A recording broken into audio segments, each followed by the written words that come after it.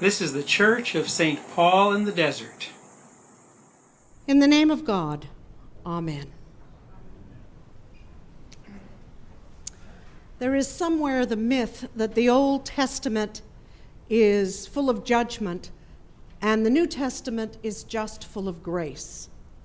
Well, I think some of that, you need to look carefully at that really lovely lesson from Hosea. After last week's kind of really difficult lesson, this one is filled with grace. A reminder that God's abundance and God's mercy is constantly inviting us back. Constantly, as we wander far off, God is saying, "Come back. I love you." Now, most of you are of an age that you remember Jack Benny. And he was a classic in the heyday of comedy and that sort of thing. And Jack Benny was always conveyed as incredibly tight, kind of never wanted to offer an inch to anyone. And there's one of his famous skits where he's accosted by a robber with a gun on the street one day. And the robber says, "Your money or your life?" And there is this very typical pregnant pause, long pause. And the robber says, "Okay, which is it going to be?"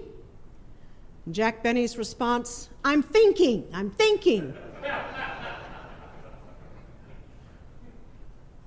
The question for us today is, what are our priorities?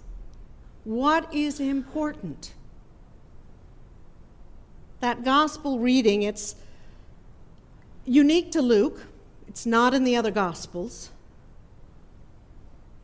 And the question is, what is important? What is of value? Some might even say, this might be a stewardship sermon in the middle of July, or middle of the summer anyway, end of July. But what do we count as important? What is of value to us? And how often greed gets in the way. There's a famous quote of John Rockefeller. And his statement is, somebody asked him, "How much is enough money?" And his response is, "Just a little bit more. Just a little bit more." And how often, and for most of us, having enough money to never worry sometimes seems to be out of our grasp. But the other side of it is, what is important? Does money necessarily buy us happiness? Not so much, I would say. Not so much. And the rich landowner in the gospel reading makes some statements, and I'm going to be careful about walking around this one, similar to what might have been said at some places in the last couple of weeks. Just saying. Leave it there. Me, I, mine. Me, I, mine. Look how important I am. I'm a self-made man, is his underquote. And somehow we all go down that path at some point or other. We kind of think, look at what we've achieved. Look at our fame and fortune. And we somehow kind of miss what it is that's important. The values.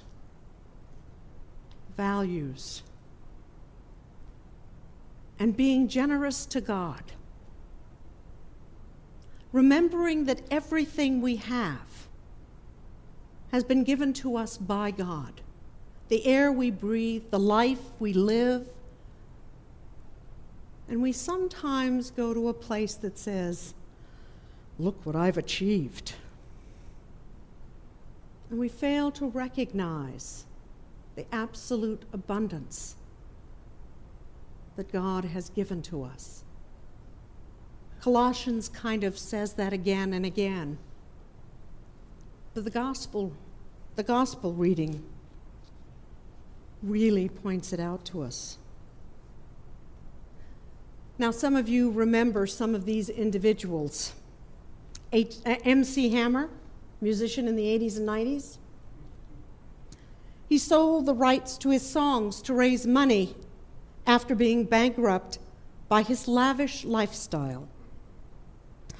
Hammer earned more than $33 million in the early 90s, but spent the money on a $12 million mansion with gold-plated gates, a fleet of 17 vehicles, 2 helicopters, and extravagant parties. Then we've all heard about Imelda Marcos and her shoe collection. Sheila will often refer to me as Imelda because I do have a thing for shoes, but I have never owned 1,000 pair of shoes. I don't think there are enough days in the year or in one's lifetime. She had 15 mink coats. How often do you need a mink coat in the Philippines? Just saying. But how often? How often? I think everybody remembers Mike Tyson, boxer, earned over $300 million in his professional career. He lost it all, spending the money on cars, jewels, and more, and again filed for bankruptcy. There's another story about John D. Rockefeller, one of the wealthiest men in our history. Somebody asked him, what was the secret to his success? And he said, go to work early, stay late, and discover oil. Now, sometimes that's kind of where we go. It's kind of like the lottery this weekend. Don't know whether anybody, I didn't read the paper this morning, whether anybody won the lottery this weekend. But just in case you had a sense that you might have a chance, you actually had one chance in 292.2 million chances, according to the New York Daily News. One chance in 292.2 million. Not really good odds. Not really good odds. But we all seek after wealth. We want more. And we think somehow that will give us a sense of security and well-being. But for the most part, it rarely does. It becomes more problematic. And so it is that what Jesus is trying to say to the wealthy landlord, what do you do with what you have? What do you do with what you have? Because it in and of itself will not give you security. There's a famous quote from Basel Penton, Roman Catholic Trappist monk, great author who died earlier in this century. And he said, unfortunately, in seeing ourselves as we truly are, not all that we see is beautiful and attractive. We have to go through this painful experience to come to our true self. And it is, at times, a harrowing journey. A death to self, the false self. And no one wants to die. But it is the only path to life, to freedom, to peace, to true love. I know I've used the example about stuff in other sermons. It led to a great deal of discussion, I understand, in adult formation and even at coffee hour. I asked the question once, families are getting smaller, not having as many children, but houses are getting bigger, 6 and 7 and 8 bedroom homes. What gives there? What gives there is our stuff. We need places to put our stuff. And if you don't remember George Carlin, go home and look up on the YouTube his piece about stuff. We all have stuff. Some people use other terms to define it. I choose not to go there. But the reality is we all do it. Some of us, it's books. Some, it's shoes. Some, it's cars. What do we do with those things? This is something that's been around on the internet for quite some time, but I share it in closing. God won't ask what kind of car you drove. God will ask how many people you gave a lift to who didn't have any transportation. God won't ask the square footage of your house, but God will ask how many people you welcomed into your home. God won't ask about the clothes you had, but God will ask how many you helped to clothe.